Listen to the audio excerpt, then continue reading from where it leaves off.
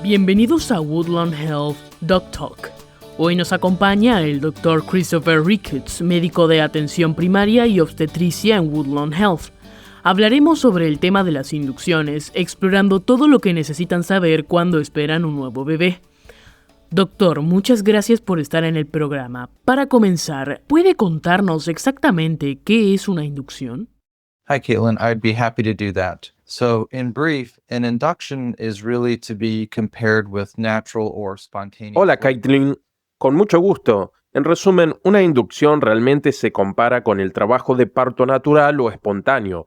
En otras palabras, en lugar de permitir que el parto ocurra por sí solo, una inducción es el proceso mediante el cual tratamos de provocar o iniciar el trabajo de parto de manera artificial. Así que me gustaría mencionar desde el principio, por supuesto, que durante nuestro tiempo juntos, el objetivo de cualquier parto es tener una mamá sana y un bebé sano. Ya sea que una inducción esté involucrada o no, lo que también me gustaría hacer es contrastar una inducción con lo que se llama estimulación, un término que algunas mujeres quizás hayan escuchado. La situación habitual es la de una mujer que ya está en trabajo de parto, pero por diversas razones posibles, ese trabajo de parto no progresa de manera típica ni en el tiempo esperado. Como resultado, tu parto necesita ser ayudado por medios externos, como romper las membranas o administrarle medicamentos para fortalecer la intensidad de sus contracciones. Y muchos de los mismos medicamentos o técnicas que se utilizan en una inducción también se usan en una estimulación de parto, pero en realidad son circunstancias distintas. Dicho esto, para muchas mujeres que son inducidas, también es común que su trabajo de parto necesite ser aumentado, así que puede haber bastante superposición entre inducción y estimulación. For a lot of women being induced, it's also common for women to need their labor augmented, and so there can be a lot of overlap between augmentation and induction. ¿Y por qué podría recomendarse o no recomendarse una inducción? Often towards the end of a pregnancy, many women are uncomfortable and are just ready to be done. And that doesn't mean that her doctor will automatically say yes to an A menudo, hacia el final del embarazo, muchas mujeres se sienten incómodas y simplemente listas para que termine. Pero eso no significa que su médico automáticamente dirá que sí a una inducción. En realidad, esto nos lleva a la diferencia entre una inducción electiva y una inducción médicamente indicada. Me gustaría explicar un poco eso. Una inducción electiva es cuando la madre solicita que se inicie el parto debido a su deseo de dar a luz. El momento para esto puede variar, pero normalmente ocurre entre las 39 y 41 semanas de gestación. Como referencia, la fecha probable de parto suele establecerse alrededor de las 40 semanas. Algunas pacientes saben que hace años, de hecho hasta hace unos 10 años, solíamos inducir a las mujeres de manera rutinaria alrededor de las 37 semanas. Esto se debía a que, médicamente, existía una línea clara entre lo que se consideraba un embarazo prematuro y un embarazo a término, y esa línea divisoria eran las 37 semanas. Luego ocurrió que algunas investigaciones muy interesantes, encabezadas por la organización March of Dimes, comenzaron a notar que los bebés nacidos después de las 39 semanas tenían una salud notablemente mejor durante las primeras semanas y hasta el primer año de vida en comparación con los bebés nacidos entre las 37 y 39 semanas. Y por supuesto, en comparación con los bebés nacidos antes de las 37 semanas. Estos datos fueron adoptados por la comunidad médica y hoy en día hablamos de un embarazo prematuro como aquel antes de las 37 semanas, de un embarazo a término temprano entre las 37 y 39 semanas, y realmente no hablamos de un embarazo a término hasta las 39 a 41 semanas. Como resultado, una inducción electiva no suele considerarse hasta que la mujer llega a término, es decir, después de las 39 semanas. Ahora bien, para añadir una capa de complejidad, hay muchas situaciones en las que puede surgir un problema después de las 39 semanas, lo que hace que se recomiende una inducción por una condición de salud como presión arterial alta o sufrimiento fetal. En estas circunstancias, lo llamaríamos una inducción médicamente indicada y ya no usaríamos el término de inducción electiva.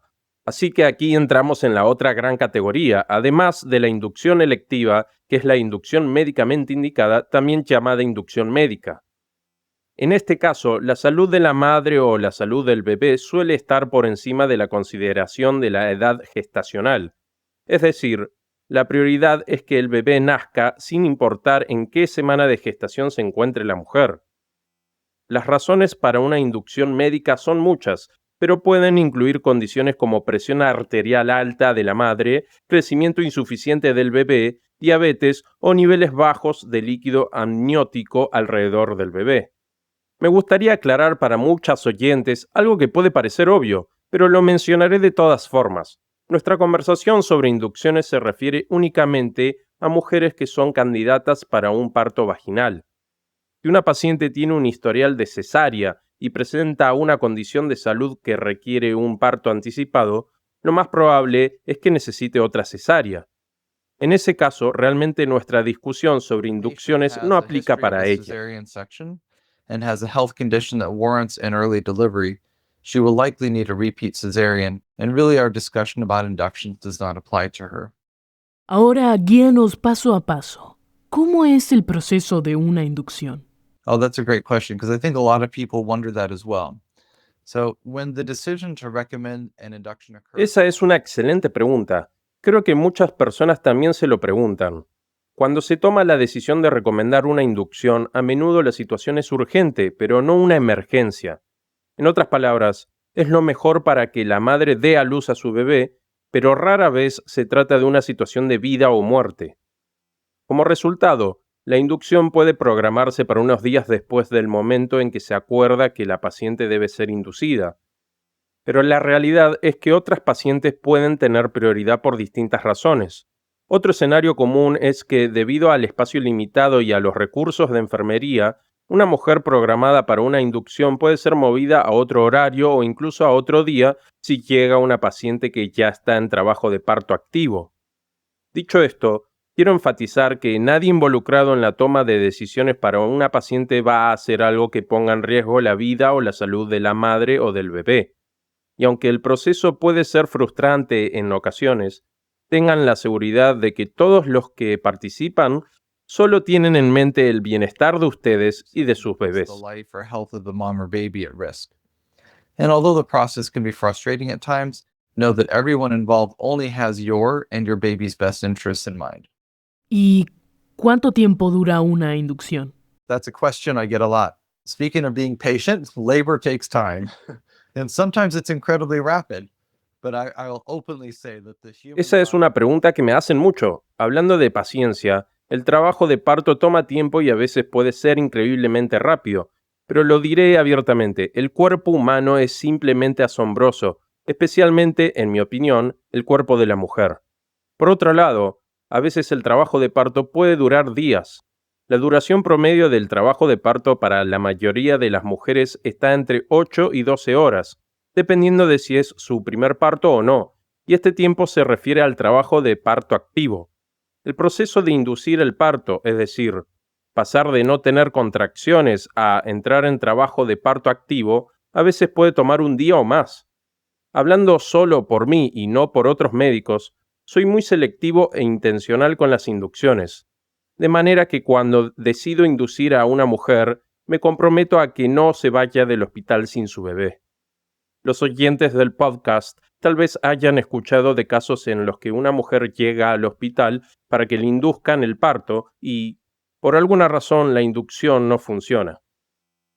En ese escenario, ella regresa a casa todavía embarazada, ya sea para esperar a que el trabajo de parto comience de manera natural o para programar otra fecha de inducción e intentarlo de nuevo. Entiendo que esto puede ser muy frustrante e incluso un poco desmoralizante, y en lo personal trato de evitar esa situación siempre que sea posible. Dicho esto, no hay que confundirlo con el caso en el que una paciente llega al hospital pensando que está en labor de parto, pero se determina que aún no lo está y se le envía de regreso a casa. This is not to be confused with when a patient comes to the hospital thinking she is in labor, but is deemed not to be so and is sent home. Bueno, ahora que ya sabemos un poco más sobre el proceso, ¿Cuáles son algunos de los riesgos asociados con la inducción? Interestingly, there are actually no unique risks associated with induction that are not present with natural labor. But there are some risks that are increased with an induction compared to Curiosamente, no existen riesgos únicos de la inducción que no estén presentes también en un parto natural, pero sí hay algunos riesgos que aumentan cuando se realiza una inducción en comparación con un parto espontáneo.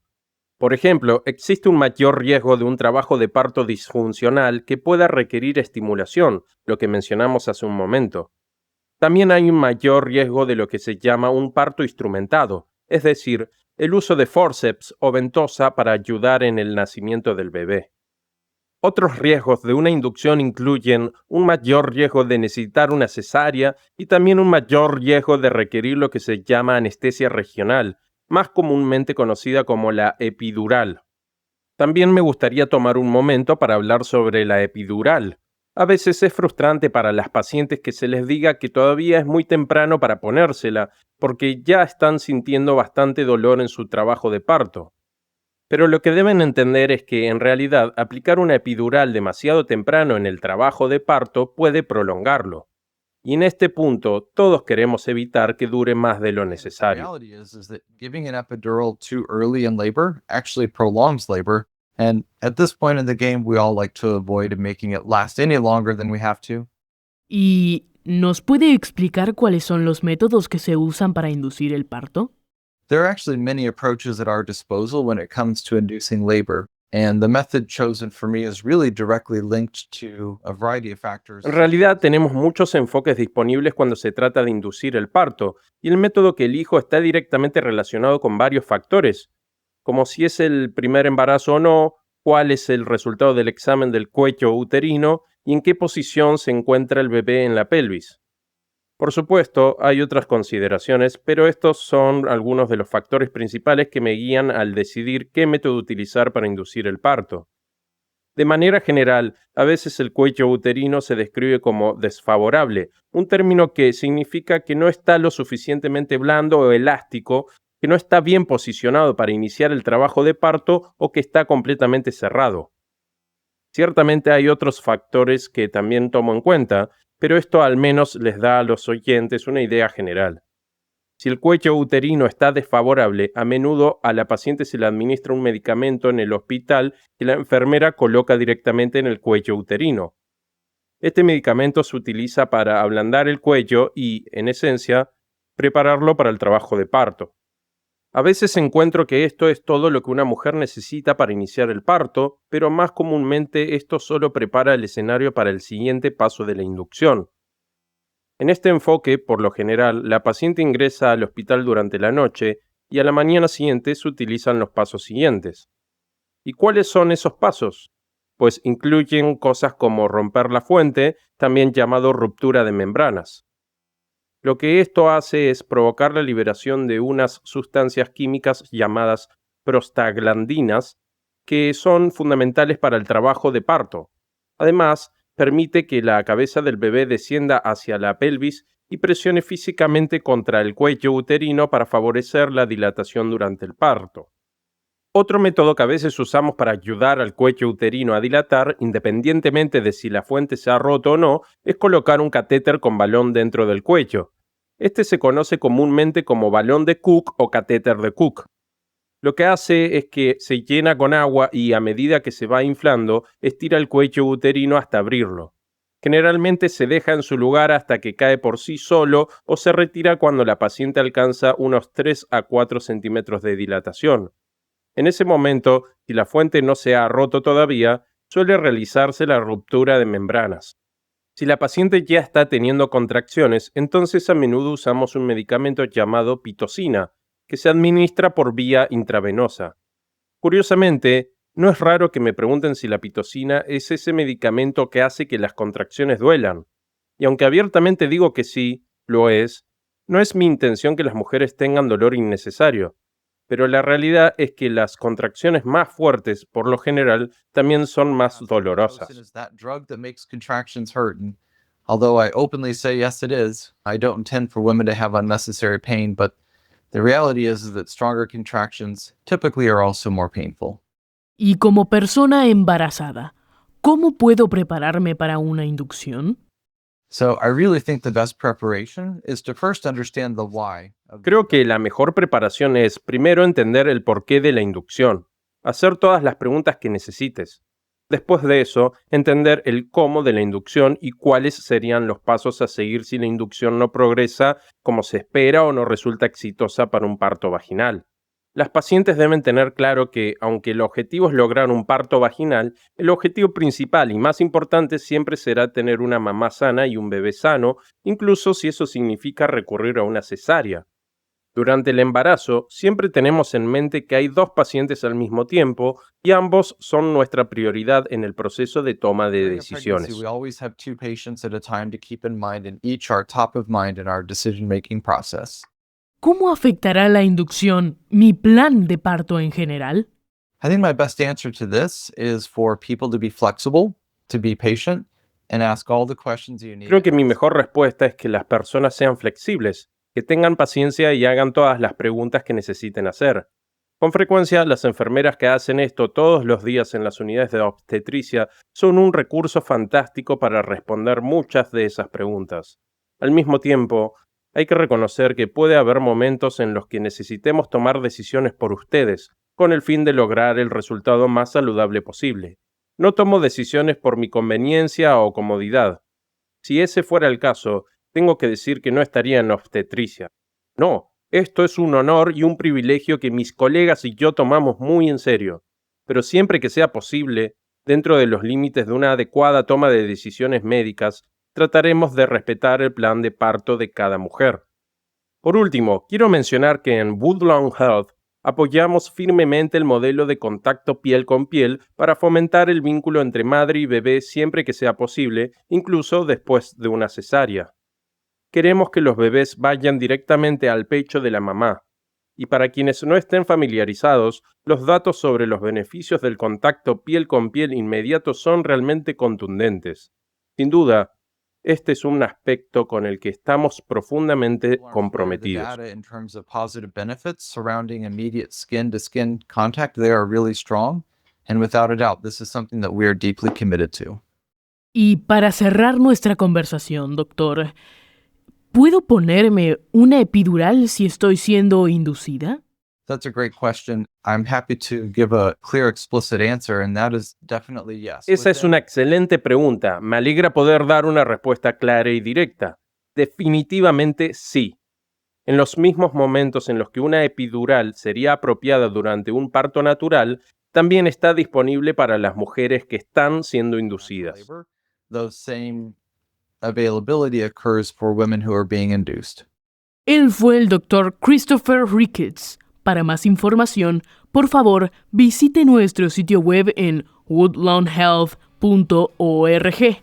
Y si disfrutó este podcast, compártalo en sus redes sociales y revise toda nuestra biblioteca de episodios para temas de su interés. Esto es Woodlawn Health Doc Talk. Gracias por escucharnos. Hasta la próxima.